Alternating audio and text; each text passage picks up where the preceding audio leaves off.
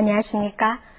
중앙선거방송토론위원회가 주관하는 제3차 공직선거 정책 토론회의 진행을 맡은 동국대학교의 박선영 교수입니다.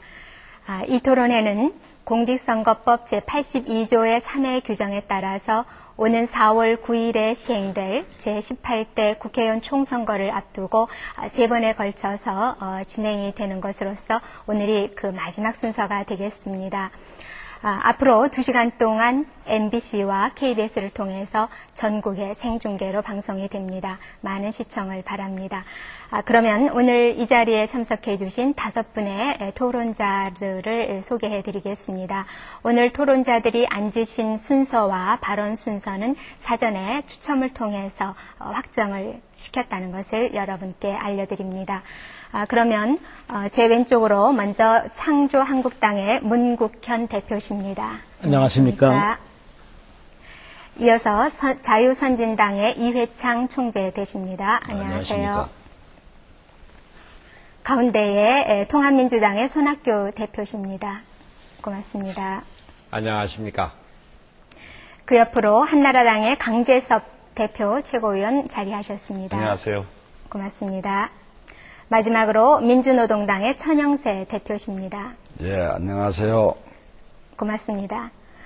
오늘 토론은 먼저 제18대 국회의원 선거가 갖는 정치적인 의미를 정책선거라는 관점에서 알아본 후에 정책선거와 깨끗한 선거를 실현할 수 있는 방안이 무엇인지 다 함께 모색을 해보는 그런 순서를 갖기로 하겠습니다.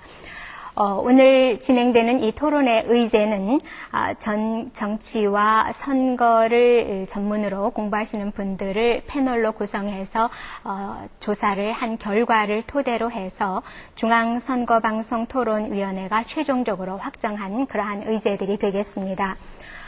오늘 토론의 진행 방식은 이제 각 토론자가 먼저 기조 연설을 하고 나면은 사회자인 제가 공통 질문을 드리고 그에 대해서 1분 30초씩 발언을 하시게 됩니다. 그러면 그 발언을 토대로 해서 상호 간에 자유로운 토론을 하는 그러한 방식으로 진행을 하도록 하겠습니다. 다만 한 가지 부탁의 말씀을 드릴 것은 토론의 그 원활한 진행을 위해서 주어진 시간을 좀 엄격하게 지켜주십사 하는 그런 부탁의 말씀을 드리겠습니다. 그럼 먼저 기조연설로 들어가겠는데요. 기조연설은 지금 진행되고 있는 각 당의 공천 과정과 또 공천을 하시면서 그 심사 기준이 어떤 것들인지를 함께 간략하게 포괄해서 말씀을 해주시면은 유권자들에게 큰 도움이 되리라 생각을 합니다. 연설 시간은 1분 30초가 되겠고요. 제일 먼저 창조한국당의 문국현 대표께서 시작을 해주시겠습니다. 존경하는 국민 여러분, 창조한국당 대표 문국현입니다. 이렇게 3개월 만에 다시 뵙게 되니 반갑기 그지없습니다. 이번 총선은 국민 여러분들께서 잘 아시다시피 우리 대한민국의 국회를 실질적으로 바꿀 수 있는 아주 중요한 기회입니다. 이번 총선을 통해서 우리는 3가지를 꼭 바로잡아야 된다고 봅니다. 우선 지금 급속히 부활하고 있는 망국적 지역주의를 바로잡아야 됩니다. 한나라당은 영남당, 민주당은 호남당, 자유당은 충남당이 되고 있습니다. 바로잡아야 됩니다. 두 번째, 대운하, 이 경부 대운하는 우리 민족의 재앙이고 환경 대재앙을 초래할 것입니다. 이것을 반드시 막아야만 됩니다. 이것을 막지 않고 우리 대한민국의 경제적 미래 또 환경은 있을 수 없습니다. 또한 대운하를 저지한 돈으로 사람에 투자해서 사람 중심 진짜 경제, 깨끗하고 따뜻한 부, 착한 자본주의를 시작할 수 있는 기틀을 이번 총선을 통해서 정책 정당을 선택해서 꼭 이뤄야만 합니다. 네, 이어서 자유선진당의 이회창 대표께서 기조 연설을 좀 해주시겠습니다. 사랑하는 국민 여러분, 자유선진당의 이회창입니다. 저는 지난 대선이 끝난 후에 자유선진당을 창당했습니다. 제가 대선 때 말씀드렸던 가치 추구의 신보수주의 운동을 실천하기 위한 것입니다. 그동안 대한민국의 정체성이 흔들려 왔고 또 이것을 확고히 하기 위해서 저희는 그 핵심 가치인 자유와 개방, 그리고 양심을 추구하는 운동을 벌린 것입니다. 우리나라는 GNP가 몇 프로 올랐다 해서 또 경제 상황이 좀 나아졌다 해서 선진국이 되는 것은 아닙니다. 선진국이 되기 위해서는 정직한 신뢰사회, 또 법치가 확립된 사회가 돼야 합니다. 이제 그러한 사회를 만들기 위해서 우리 모두가 노력해야 할 때가 바로 온 것입니다. 세계은행 보고서에 의하더라도 국가 경쟁력이 가장 중요한 요소는 신뢰와 법치라고 되어 있습니다. 우리가 선진국에 가서 볼 때 그 나라에도 마약과 살인 갖가지 범죄가 있지만은 그러나 기본적으로 정직하고 그리고 법을 지킵니다. 이제 이러한 가치를 추구하는 저희 자유선진당은 이번 총선에서 확고한 자리를 갖고자 합니다. 그래야만 우리 사회에 변화가 올 수 있다고 저는 확신합니다. 그 변화는 바로 선진국으로 가는 변화입니다. 사랑하는 국민 여러분의 따뜻한 지지를 호소합니다. 네, 이어서 통합민주당의 손학규 당대표 기조연설 해주시죠. 존경하는 국민 여러분, 통합민주당의 손학규입니다. 지난 겨울 저희 통합민주당은 혹독한 추위를 견뎌야 했습니다. 대선에서 엄중한 심판은 우리의 모든 것을 돌아보게 했습니다. 어느 시인은 희망의 바깥은 없다고 했습니다만 사실 많이 절망스러웠습니다. 변하지 않으면 살 길이 없다는 절박감 속에서 모든 것을 바꾸고자 했습니다. 지금 통합민주당은 변하고 있습니다. 우선 우리의 자세가 변하고 있습니다. 낮은 자세로 반성하고 국민을 최고로 받들고자 합니다. 둘째, 사람이 변하고 있습니다. 지금 통합민주당은 공천혁명 중입니다.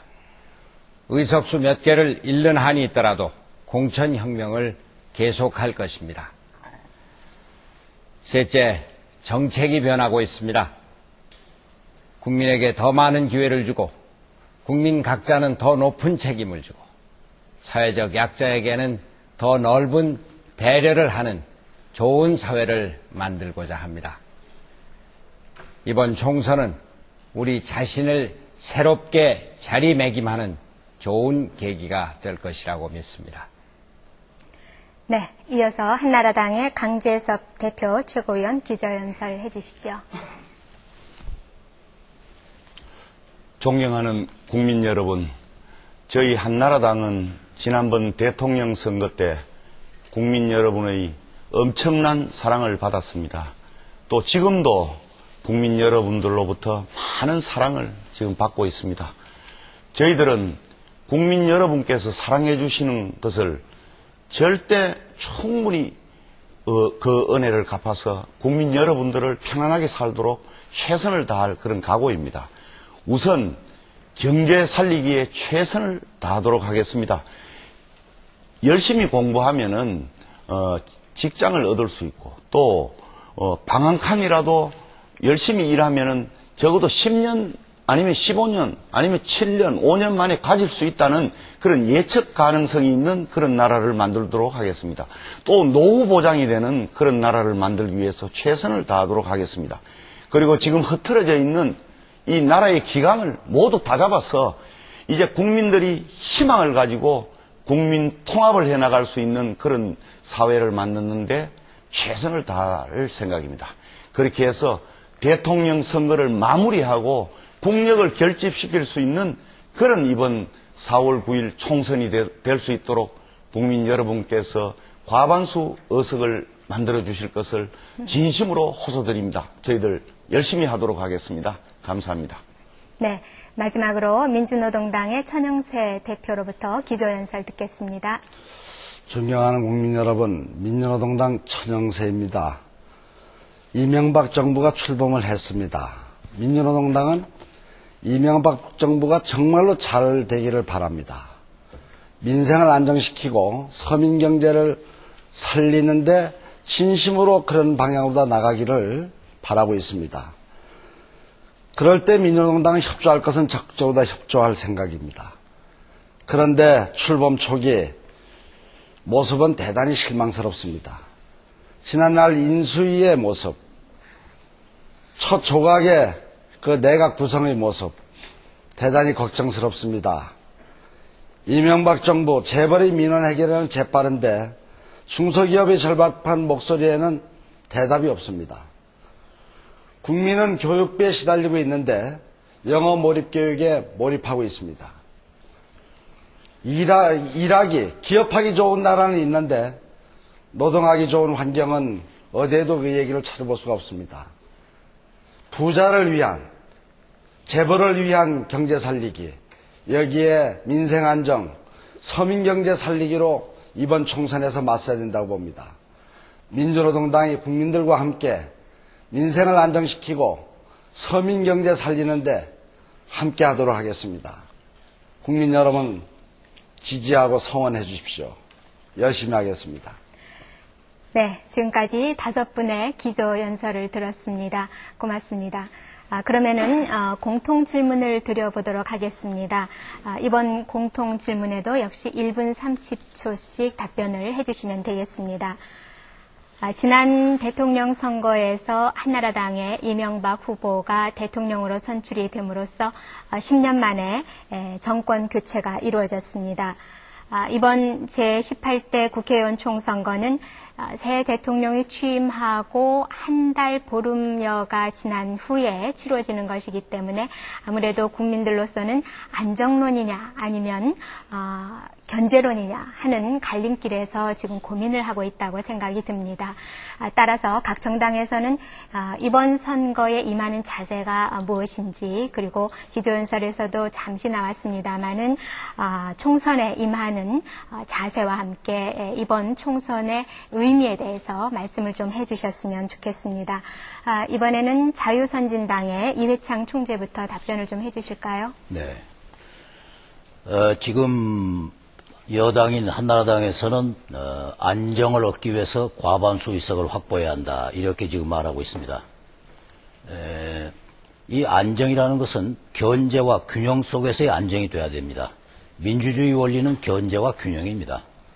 그런데 견제와 균형을 떠나서 다수를 확보해서 견제를 배제할 수 있고, 또 어떤 균형에 맞지 않게 확고한 다수의 지배를 세우는 것이 안정이라고 본다면은 이건 민주주의 원리에 반하는 것이다.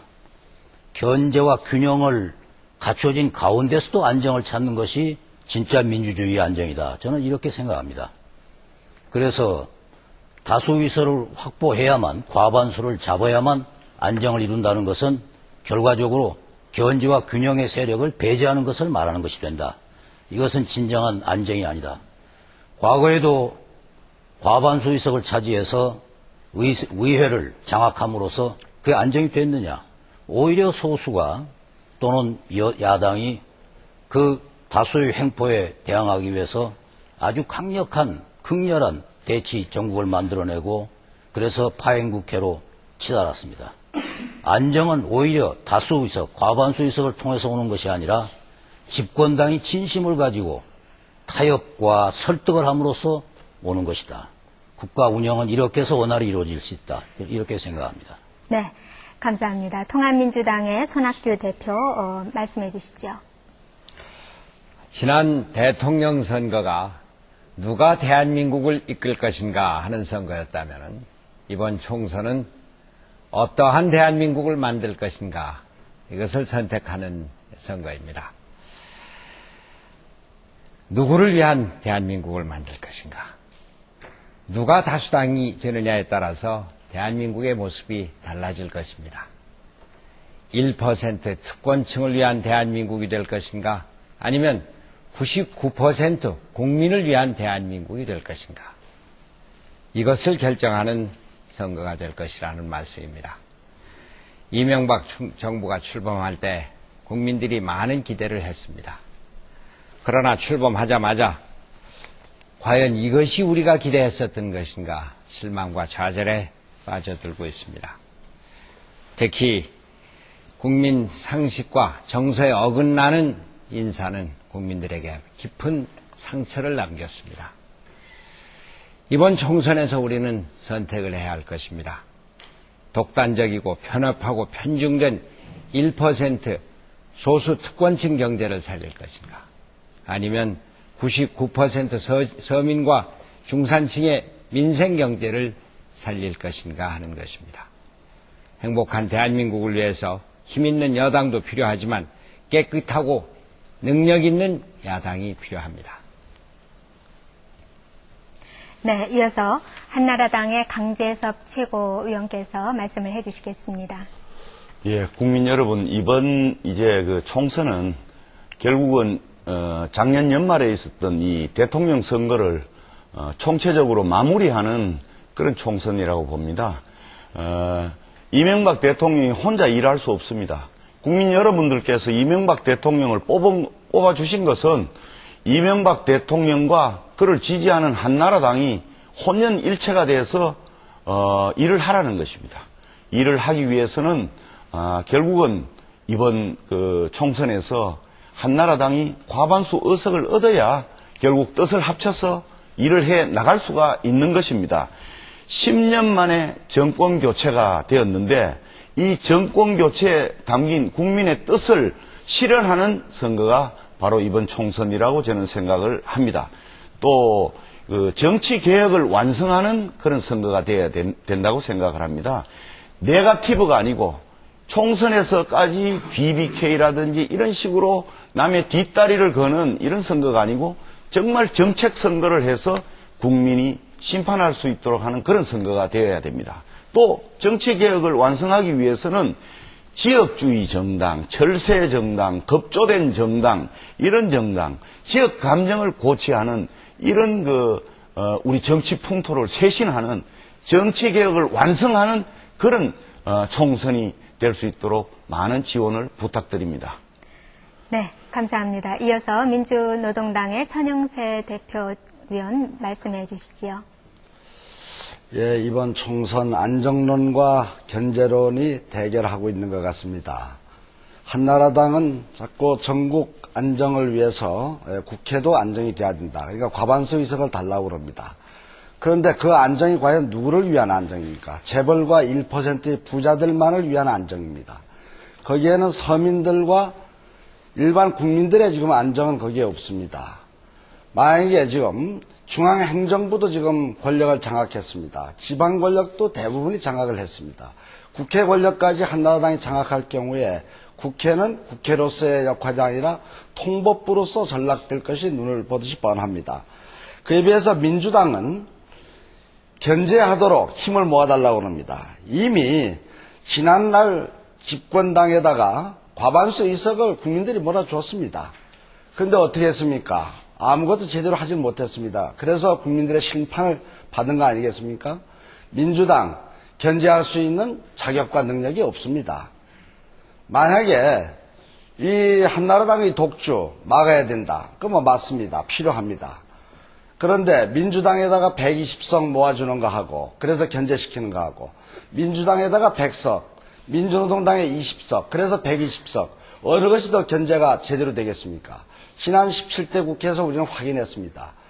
소음 같은 역할, 진짜 청양 고추 같은 그런 견제 세력, 민주노동당이 있기 때문에 견제가 가능합니다. 예, 시간 좀 지켜주시고요. 공통 질문에 대한 마지막 답변은 창조한국당의 문국현 대표로부터 듣도록 하겠습니다. 안정론이나 견제론은 다 부질없는 또 염치 없는 논리라고 생각이 됩니다. 여태까지 지난 수십 년 동안 지역에 뿌리박은 양대 정당이 서로 정권을 주고받아 왔습니다. 국민에게 아무런 행복도 갖다 주지 못했습니다. 늘 이념투쟁 일삼고 지역 대결해 왔습니다. 이런 사람들이 정권을 바꿨다고 인수위에서 뭐가 달라졌습니까? 청와대 구성에서 달라졌습니까? 내각 장관 구성에서 달라졌습니까? 이명박 대통령 지지도가 40% 미만대를 내려가고 있습니다. 이제 우리는 이런 반사 이익만을 바탕으로 성장해온 지역 기반, 구태, 정당 정치는 필요치 않습니다. 이제 우리 국민이 필요로 하는 것은 국민을 섬기는 오만하지 않고 부패하지 않고 타락하지 않고 깨끗하고 따뜻한 부를 창조할 수 있는 착한 자본주의를 실시할 수 있는 전문성과 세계적 경험을 가진 그런 사람들의 모임, 그런 새로운 정책 정당을 키워줘야 할 때라고 생각이 됩니다. 이제 안정론, 견제론에 귀 기울이지 마십시오. 이제 국회를 바꾸면 대한민국이 바뀝니다. 네, 감사합니다. 이제 토론자들께서 말씀하신 내용을 중심으로 해서 자유토론을 해보도록 하겠습니다. 자유토론 방식은 토론자 한 분당 1분씩 5번 사용하실 수가 있습니다. 다만 1분 발언이 너무 짧다고 생각이 되시면 2분까지 하실 수가 있는데 그럴 경우에는 2번 발언하신 것으로 간주를 하겠습니다. 앞쪽에 이 무대를 보시면은요, 각 토론자의 성함과 함께 남아있는 발언 횟수를 나타내는 숫자가 보이실 겁니다. 이것을 확인하면서 토론에 임해주시면 되겠습니다. 그러면 추첨 순서에 따라서 통합민주당의 손학규 대표부터 시작을 해주시겠습니까? 네.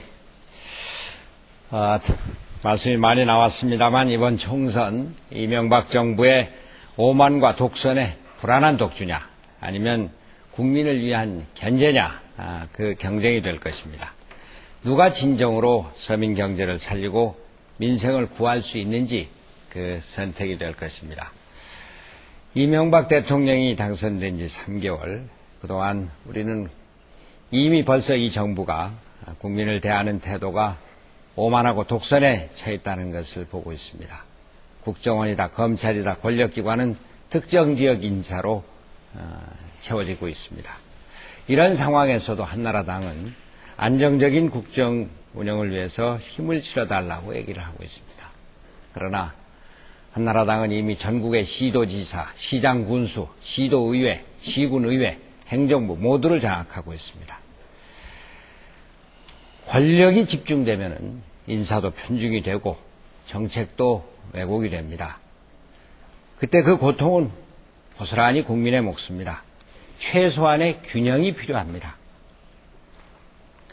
이명박 정권을 견제할 균형을 이룰 정당은 통합민주당 뿐이라고 자부를 합니다. 통합민주당은 공천혁명으로 사람도 바꾸고 정책과 노선도 다 바꾸고 있습니다. 깨끗한 능력으로 채우고자 하고 있습니다. 통합민주당은 이번 총선을 정책선거로 치르고자 하고 있습니다. 정책선거를 위해서 우선 국민들에게 중요한 약속을 드립니다. 물가를 반드시 안정시키고 등록금 문제 해결하도록 하겠습니다. 통합민주당은 진정한 정책선거를 실천하기 위해서 전체 후보들이 국민과의 서약을 실행할 것입니다. 꼭 지킬 것만을 약속할 것입니다. 예. 그 권력 집중을 우려하셨는데 이에 대해서 어느 분이 토론을 해주실지 토론하고 싶으신 분은 간단하게 이렇게 손을 좀 들어주시면 제가 발언 기회를 드리겠습니다. 예. 한나라당의 강재섭 대표위원 말씀해 주시죠. 예. 지금 손학규 대표께서 말씀을 해주셨는데요. 그런데 제가 듣기에 약간 거북한 것은 그 1%의 국민 부자들만 위하는 정당이 한나라당이라고 이래 말씀하시는데요. 그런 얘기 과거에 열린 우리당이 늘 할 때 보면 이 국민을 편가르기를 늘 했습니다. 이 흑백 논리로 편가르기를 했어요. 그런데 한나라당이 과연 1%의 국민만 위하는 정당인 것 같으면은 어떻게 지난번 대통령 선거 때 그렇게 많은 지지를 국민들께서 해주셨겠느냐. 또 열린 우리당이 지금 결국 통합민주당이 되었는데 그 정당이 옛날에 하실 때 말로는 맨날 서민을 위한다고 그랬지만 서민 살림 다 망쳐버렸습니다. 그렇기 때문에 아까 천영세 대표께서 지적하셨습니다마는 열린 우리당의 후신인 통합민주당은 아무리 많은 의석을 가지고 여당이었지만 국민을 먹여 살리고 위하는 데는 능력이 없다는 것이 이미 판정이 되었습니다. 그렇기 때문에 그런 말씀을 하시는 것은 곤란하고요. 또 저희 한나라당의 이제 이명박 정권이 지금 출범한 지 20일밖에 안 됐습니다. 아직 20일도 채 안 됐습니다. 우물 속에 무슨 가서 숭늉 내놓으라고 하는 것 같은데요. 앞으로 이제 열심히 해서 잘 할 겁니다. 조금 이 숨 돌릴 시간을 주고 지켜보셔야지 시작하자마자 당장 무슨 1%의 부자만 위한다 이렇게 공격하는 것은 그것은 책임 있는 정당의 말씀은 아니다 이렇게 생각을 하고 있습니다. 예. 지금 민주노동당의 천영세 대표께서 조금 먼저 손을 드셨거든요. 예, 발언 기회 먼저 드리겠습니다. 예, 이명박 정부 출범한 지 사실은 보름밖에 안 됐습니다. 인수위 활동부터 쳐서 한 2달여 지냈습니다. 물론 앞으로 더 지켜봐야 되겠죠. 그러나 이제 첫 단추가 어떻게 끼어지는지 보면은 이후에 갈 길이 이렇게 쭉 보입니다. 한나라당은 지난 5년간 이 참여정부, 노무현정부를 향해서 완전히 이건 아마추어 정부라고 늘 비판했습니다.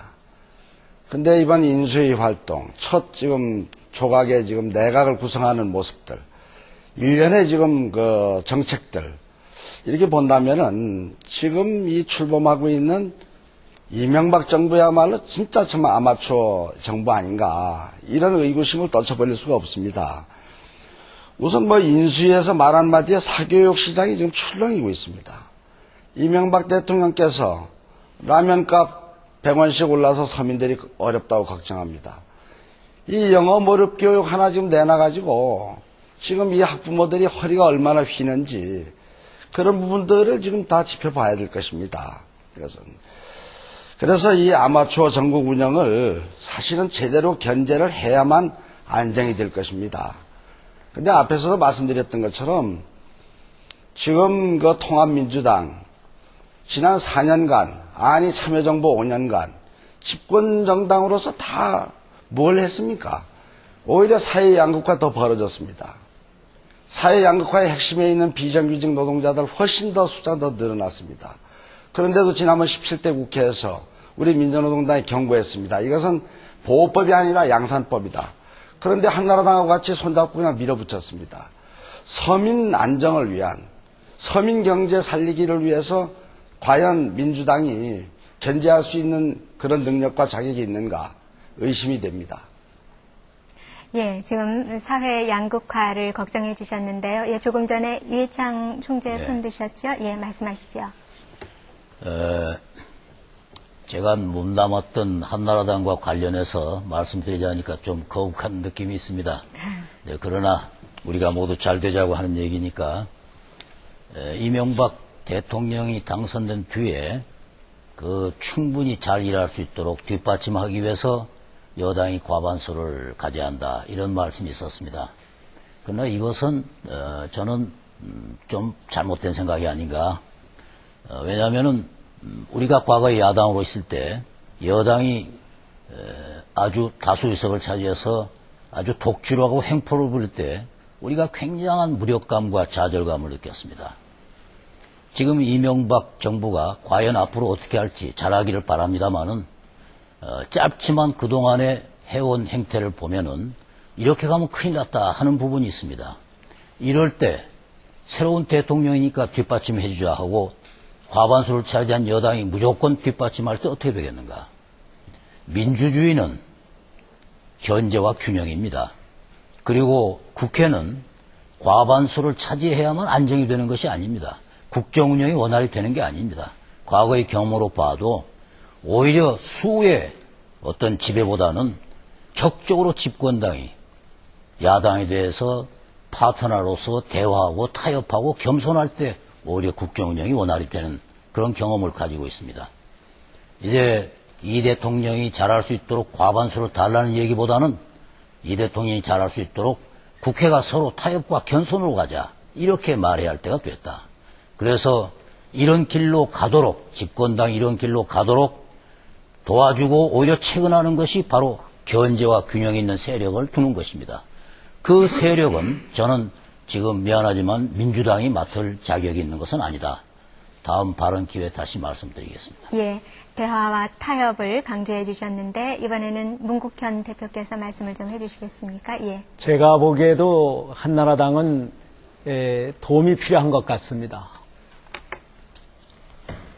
이명박 대통령께서 제일 먼저 찾아간 곳이 이 부자 경제인들의 임의적 모임인 전국경제인연합이었습니다.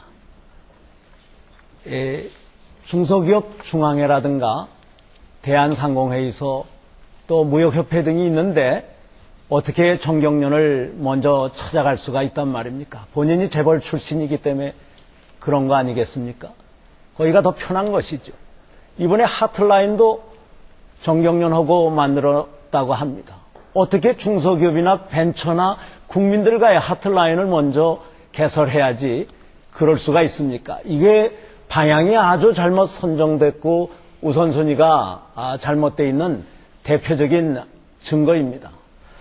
또한 중소기업부를 설치할 듯한 의사를 많이 표시했었습니다. 제가 대선 내내 우리 전체 근로자의 93%가 실질적으로 종사하고 있는 중소기업에 희망을 주고 중소기업을 살리고 중소기업을 세계로 뻗어나가게 하지 않고 대한민국의 미래는 없다고 했습니다. 중소기업부 신설을 요구했습니다. 중소기업부 신설을 받아줄 것처럼 했습니다. 그러나 지금 중소기업부는 없습니다. 중소기업 책임자는 내각회의에 들어가지도 못합니다.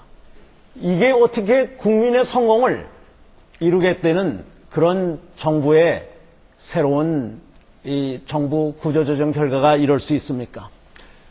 비정규직 850만 어떻게 하시겠습니까? 전혀 대책 없으시잖아요. 생활필수품 값이 폭등하고 있습니다. 기름값이 폭등하고 있습니다. 솔직히 도움을 요청하십시오. 견제보다 도움이, 안정보다 도움이 필요하다고 생각이 됩니다. 예, 역시 화두는 경제인 것 같습니다. 강재섭 대표 손 드셨죠? 예, 말씀해 주시죠. 우리 한나라당은 한국노총과 정책연대를 했습니다. 그 얘기는 우리가 무슨 대기업만 위하는 그런 당이 아니고요. 결국은 노동자들하고 호흡을 같이 하기 위해서 그렇게 했다 하는 말씀을 우선 드립니다. 그리고 우리 한나라당이 지금 지역 정당이 결코 아닙니다. 한나라당이 영남당이 아니고 오늘 또 국민 눈높이에 맞추기 위해서 오늘 공천을 하면서 엄청난 물갈이를 이번에 오늘 했습니다. 그리고 지난번 대통령 선거에서 봤다시피 이미 한나라당은 영남당이 아닙니다. 수도권에서 더 많은 지금 지지를 받고 있는 그런 정당입니다. 지역 정당이라는 것은 선거를 앞두고 그 지역만을 기반으로 해서 급조된 정당을 만들고 하는 것이 저는 지역당이 아닌가 그렇게 생각을 합니다. 그래서 저는 이회창 총재님께 지금 급조한 그 정당이 지역주의를 불러일으키는 그런 정당이 혹시 아닌지, 그것은 정치개혁을 후퇴시키는 것이 아닌지 질문을 좀 하고 싶습니다. 네. 답변하시겠습니까? 예. 총재님. 예. 한나라당은 물론 제가 몸담고 있었지만은 근본적으로 기반이 영남인 당입니다. 그 후에 이제 전국정당으로 발전해서 많은 다른 지역에도 이제 의석을 가지고 있어서 전국정당이라고 지금 강재태 대표가 자랑하게끔 되었습니다. 저희 자유선진당은 이제 충남에 기반을 둔 국민중심당과 합당을 했기 때문에 기반은 일단 충청입니다. 그러나 우리도 이제 전국정당을 지향하고 처음 출전하는 이번 총선에서 많은 전국의 의석을 얻고자 합니다. 그럼 이것이 무엇이 한나라당과 다릅니까? 또 대표인 제가 충청도에 나간다 해서 지역당이라면은 지금 강 대표도 대구가 아닙니까? 지역당이냐 하는 것은 그 지역의 힘으로 어떤 편파적인 정치 운영에 쓰느냐 하는 것이지 어디에 기반을 시작에 두었는가 하는 것이 문제가 아니다 이렇게 생각합니다. 예. 그다음 지금 지역성 말씀이 나왔는데 토론해 주실 분 없으신가요? 시간 횟수가 아직 많이 남아 있습니다. 예, 먼저 손학규 대표부터 말씀하시죠. 지역 문제보다도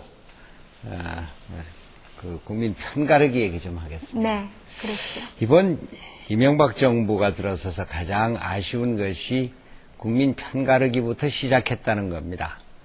장관들 평균 재산이 40억이다. 암검진을 하러 갔는데 괜찮아서 오피스텔을 사줬다. 여의도는 살 곳이 못 된다.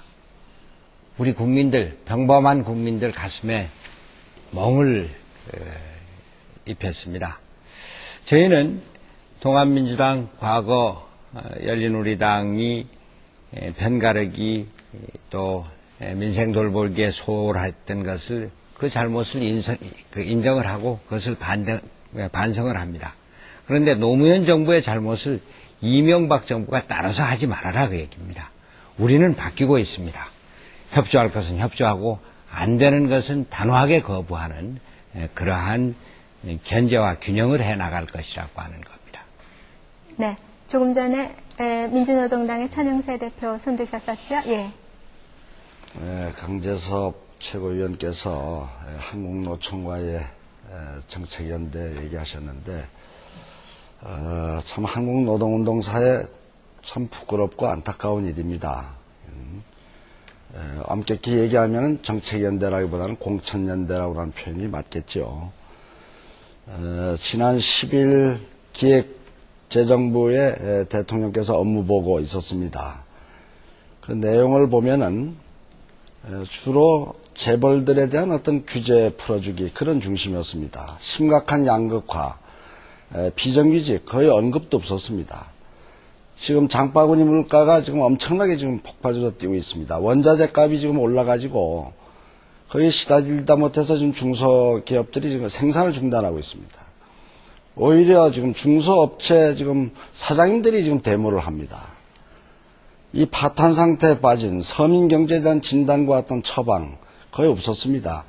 경제성장 지난 대선 때 공약이 7%에서 6%로 낮췄죠. 또 일자리 60만 개에서 지금 35만 개로 다 지금 금방 지금 줄였습니다. 선거 끝난 지 얼마 안 됐습니다. 이런 부분 속에서 우리는 역시 이것은 재벌 요구는 상당히 충실하게 이렇게 받아들이면서 노동자를 비롯한 일반 서민들에 대해서는 실제 아직 손길이 가고 있지 않다. 그렇기 때문에 재벌과 1%의 부자들을 위한 경제 살리기 그렇게 규정을 한 것입니다. 우리가 무슨 뭐 추범하는 정부의 흠집을 내기 위한 것이 아니고요. 그리고 지금 이제 공천 물갈이가 지금 한참인데요. 대단히 시끄럽습니다. 예. 근데 지난 4년에도 또 했습니다. 이번에 또 하고. 근데 사람은 자꾸 물갈이 하는데 정작 정치 물갈이는 잘 안 되고 있습니다. 이런 부분이 결국에는 정책 중심이 아닌 인물 중심의, 계파 중심의 이렇게 공천이 선거가 그러다 보니까 그렇게 되고 있는 것 같습니다. 네. 문국현 대표가 먼저 아까 신청을 하셨으니까 발언 기회 먼저 드리겠습니다. 네. 저는 이번 그 총선거에서 지난번 대선 때 잘못된 선택을 바로잡아야 된다고 봅니다. 지난번 대선 때 참여정부와 열린우리당, 통합민주당에 좌절하고 또 그것을 심판하기 위한 이 욕구 때문에 사실은 과거로 돌아가 버렸고 한나라당은 반사 이익을 얻었던 것인데요. 그 반사 이익에 의한 한나라당이 어떤 대안을 제시했습니까? 우리 국민들한테 아무런 대안도 제시하지 못했고 지금 우리가 알 수 있는 그런 정책이라는 것은 문제점을 많이 야기한 영어 몰입 교육이라든가 사교육비를 폭발적으로 늘릴 그런 사교육비 조장 정책들입니다. 그리고 우리가 아는 것은 대우나 경부 대우나를 국민들의 반대에도 불구하고 오만하게 밀어붙이겠다는 것입니다. 이런 것을 바로잡지 않으면 우리 대한민국의 경제와 문화와 환경에 대재앙이 올 것입니다. 이렇게 오만한 정치는 나치 히틀러도 한 적이 없습니다. 이것을 바로잡기 위해서는 견제도 필요하지만 국민의 심판의 대상이 됐던 그 정당이 좋은 변신을 한다 하더라도 갑자기 신뢰의 대상이 되기는 어렵습니다. 또한 대안이 없었기 때문에 국민에게 경제적 실망을 드리고 비정규직을 양산하고 부동산 투기를 만들고 세금 폭탄을 드렸던 것입니다. 이제 사람에게 투자하는 사람 중심의 진짜 경제를 이끌어 나갈 새로운 정당을 비례대표제를 이용해서 지원해 주셔야 됩니다. 네. 아까 먼저 저 한나라당의 강재섭 대표 신청하셨거든요. 먼저 하시게 하겠습니다. 네, 부탁드립니다. 노무현 대통령 시절에 이 청와대에 인사 담당 비서관이라고 직제가 있었습니다. 그분들이 이 고위공직자를 한 2만 5천 명의 명단을 확보해서 그 사이에 인사를 해왔습니다. 그러면 정부가 인수인계되면은 새로 된 당선자가 그 자료를 활용할 수 있도록 해줘야 되는데 그 자료를 성남에 있는 문서 기록 보존소에다가 보내버리고 일체 협조를 해주지 않았습니다. 인사 자료를 보려고 하면은 서울 고등법원장이 발부하는 영장이 있든지 아니면 국회에 3분의 2 이상이 의결을 해야 그 자료를 볼 수 있습니다.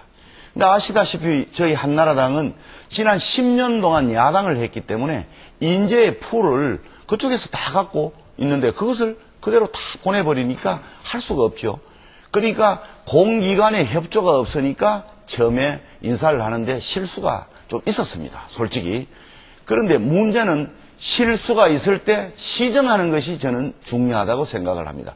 과거 정권에 시정한 일 없습니다. 그런데 저희 한나라당이 국민 여러분들께서 걱정하시니까 이런 분 안 되겠다 해서 여성부 장관, 환경부 장관, 그다음 통일부 장관 이런 분들은 갈아주세요. 이렇게 해서 청와대에 들어가서 제가 민심을 전하고 또 대통령께서 그 말이 맞다 이래서 포용해서 받아들이고 이렇게 해서 이제 세 분을 다시 사퇴를 시키고 이렇게 한 것 아니겠습니까? 그러면 이 잘못된 것을 앞으로는 그 사정이 그랬으니까 앞으로는 최선을 다해서 잘하겠다는 것이고 그러나 저는 잘못된 것을 시정할 수 있는 이런 정부 이것이 이명박 정부다. 그렇게 해서 앞으로 국민들께서 희망을 가지시고 지켜봐 주십사 하는 말씀을 올리는 겁니다. 예, 이번에는 이회창 자유선진당 총재께서 마이크 받아주시기 바랍니다. 지금 주제가 안정이냐 견제냐 좀 다른 길로 생각 같습니다만은 아까 강재섭 대표께서 이명박 대통령을 뒷받침하기 위해서 과반수 의석이 필요하다 이랬는데 지금 대운하 같은 게 좋은 예입니다. 이 국토 파괴하고 환경 파괴하는 정근대적인 발상 대운하 이거 이명박 대통령이 주장한다 해서 과반수 의석 가지고 밀어붙이면 국민이 이거 어떻게 대항합니까? 견제할 방법이 없습니다. 그래서 견제 세력이 반드시 필요하다. 그러니까 강재섭 대표께서 이 한나라당은 또 이 정부는 잘못한 것을 즉각 시정한다 이랬습니다. 제가 바라기는 이 대운하 정책 아주 잘못 가고 있는 국민 과반수가 반대하는 대운하 정책에 대해서도 즉각 시정했으면 좋겠다. 그런다면 아마 국민들이 모두 박수를 칠 것입니다. 또 이렇게 박수를 받는 그런 정부가 되기를 진정으로 저는 바랍니다. 네. 아까 민노당의 천영세 대표 신청하셨죠? 네, 말씀해 주세요. 대운하 얘기가 나왔으니까 저도 한 말씀 보태겠습니다. 다음 주 아마 월요일 국회에서 중앙선거관리위원회에서 주관하는 매니페스토 실천협약식에 아마 여기 앉은 우리 대표들이 다 함께 갈 겁니다. 그 매니페스토 운동의 핵심이 실천할 수 있는 공약, 정책을 국민들에게 약속하는 거 아니겠습니까? 그런 부분에는 반드시 잘못된 것은, 흠집이 있는 것은 고치고 반성하는 것이 바로 거기에 들어가 있는 겁니다. 아까 앞에서도 말씀이 있었습니다만은 대운하, 이거 대재앙입니다. 이미 국민들 절반 반대하고 또 전문가들이 다 반대하고 있는 부분. 지금이라도 강재섭 대표께서 모든 것 잘못된 것은 바꾼다고 그러기 때문에 이 부적격 공약 당장 이것을 시정하고 바꿀 수 있도록 그런 조치를 취해줬으면 합니다. 예, 문국현 대표 아까 신청하셨던가요? 네. 예. 그 대오나 얘기를 그럼 먼저 하겠습니다. 이 대오나 강 대표님 이번 한나라당의 공식 정책입니까? 아닙니까? 이재호 의원은 한나라당의 2인자라고 하는 이재호 의원은 문경에서 수만 명의 사람들을 모아놓고 경부 대오나 강행 방침을 선언하고 있습니다. 또 국토해양부 정종택 장관도 반드시 경부 운하를 하겠다고 합니다. 그러나 이항구 정책위원장이라든가 박근혜 대표는 반대하시는 것 같습니다. 한나라당 안에서도 반이 반대하는 것 같습니다. 국민의 3분의 2가 반대하고 있습니다. 왜 이것을 오만하게 진행하는 것입니까? 어떻게 한 사람의 잘못된 판단에 온 국민이 위험을 무릅써야 되는 것입니까? 국민 투표에 붙여야 될 사항 아닙니까? 자신 없으면 이번 은평 선거 결과를 따르시겠습니까? 밝혀주십시오. 네, 질문을 하셨습니다마는 지금 강재섭 대표와 천영세 대표께서는 주어진 시간을 다 쓰셨기 때문에 답변을 못 하시고 나중에 또 자유토론 시간이 있으니까 활용하실 수 있습니다. 좀 억울하네요. 답변을 지금 했으면 좋겠는데. 네, 나중에 또 시간을 드리겠습니다. 예. 예, 손학규 대표 말씀해 주시죠. 네. 절대 권력은 절대 부패합니다. 이미 한나라당은 지방정부, 지방의회, 또 중앙행정부 석권하고 있습니다. 국회마저 한나라당이 독점한다면 그야말로 아마 유신 이래 최고의 무소불위의 권력이 되지 않을까 생각이 됩니다. 민주주의는 권력에 대한 견제와 균형으로 약자와 강자, 다수와 소수, 이것이 조화를 이루는 사회가 됩니다. 이러한 균형이 깨지고 민주주의에 위기가 오지 않을까 걱정이 됩니다. 견제와 균형을 위해서 우리 스스로도 제대로 견제와 균형의 역할을 할 수 있도록 스스로를 변화시키고자 합니다. 공천혁명을 통해서 사람을 바꾸고 자세를 바꿉니다. 또 과거처럼 구호와 그 이벤트에 집착하지 말고 구체적이고 실질적인 정책을 펴나가고자 합니다. 저는 이명박 정부 새로 출범하면서 보여주는 여러 가지 행태를 보면서 우선 두 가지만 좀 당부를 하고 싶습니다. 첫 번째는 이명박 대통령 또 이 정부 벌써 독선으로 흐르는 것 같습니다. 국민들에게 지시를 합니다. 공무원, 물론 공무원이 대통령의 수하에 있습니다만 공무원들을 너무 좀 가벼이 여기는 것 같습니다.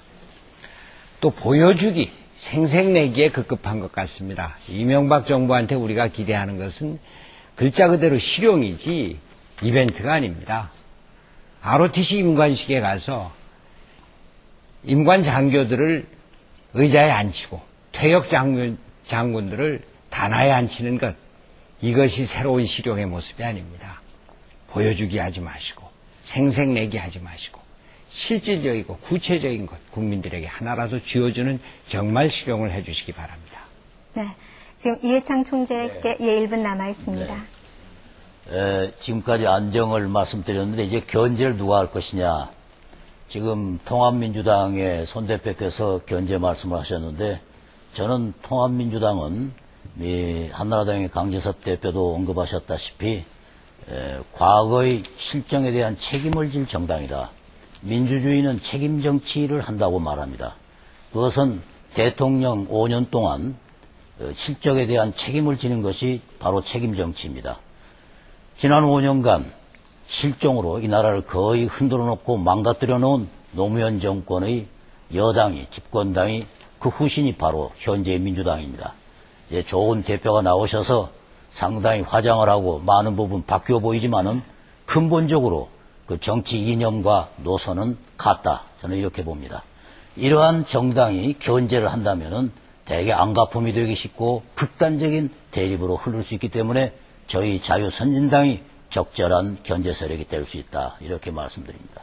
네, 하실 말씀들이 무척 많으시겠습니다만은 시간 관계상 다음 주제로 넘어가도록 하겠습니다.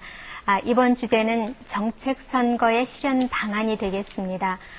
대단히 부끄러운 일입니다만은 우리나라는 건국 이후 60주년이 되도록 선거 때마다 학연, 지연, 혈연 등 이 끈질긴 연고주의를 극복하지 못했고 또 지역주의까지 가세해서 그동안 정책 선거를 실현해오지 못했습니다. 그렇다면 과연 이번 제18대 국회의원 총선거를 앞두고 각 정당에서는 정책 선거를 실현할 수 있는 어떤 방안들을 갖고 계신지 알아보도록 하겠습니다. 그러면은 이번에는 추첨 순서에 따라서 한나라당의 강재섭 대표부터 발언을 해주시죠.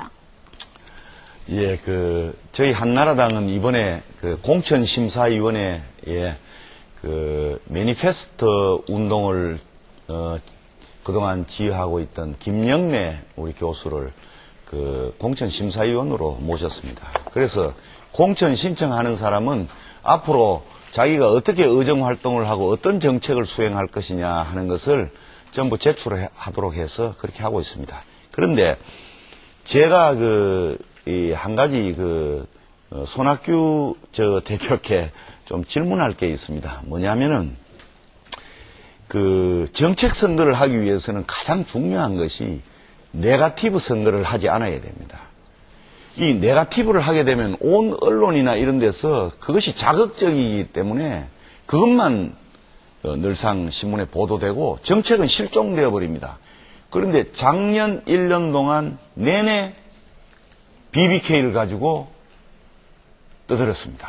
그런데 검찰이 다 수사해서 이제 대선 전에 이것은 무혐의라고 다 얘기했는데도 불구하고 또 총선용으로 이 특검을 또 하자 이렇게 했어요. 그리고 특검을 해서 또 끝났어요. 이제는 다 끝났어요. 그런데 또 웃기는 것이 지금 정부조직법을 새 정부가 출범하기 위해서 통과시켜야 하는데 손 대표님 정당에서는 무엇이냐 하면은 정부조직법 통과시키기 위해서는 작년에 네거티브 하면서 극렬하게 하던 분, 솔직히 말해서 김대엽 같은 그런 활동을 한 분들을 전부 고소 취소를 하라는 그런 식으로 제의를 하고, 이렇게 하면 정책 선거는 언제 우리가 이룩할 수 있겠느냐, 이런 걸 저는 의심을 하게 되는 겁니다. 그래서 앞으로 네거티브 방지법에 둘이 같이 서명할 용의가 없으신지 그걸 여쭈어보고 싶습니다. 예, 손학규 대표 지금 바로 답변하시겠습니까? 조금 이따가 하죠. 예, 그러면 문국현 대표부터 토론해 주시죠. 아까 강재섭 대표님께서 억울하시다고 그래서 다시 한번 질문을 드리겠습니다. 경부 대운하 외에 국민들께서 한나라당의 새로운 정책이 기억나는 게 별로 없습니다. 아마 가장 큰 정책이 이 경부 대운할 것입니다. 일부 지역에서 땅값이 10배씩 올랐다고 합니다. 국민들을 이렇게 기만시켜가지고 땅값을 올리는 것이 과연 한나라 정책입니까? 또 대운하는 온 국민이, 온 가학자가 잘못된 정책이라고 합니다. 왜 이렇게 오만한 정치를 계속 하십니까?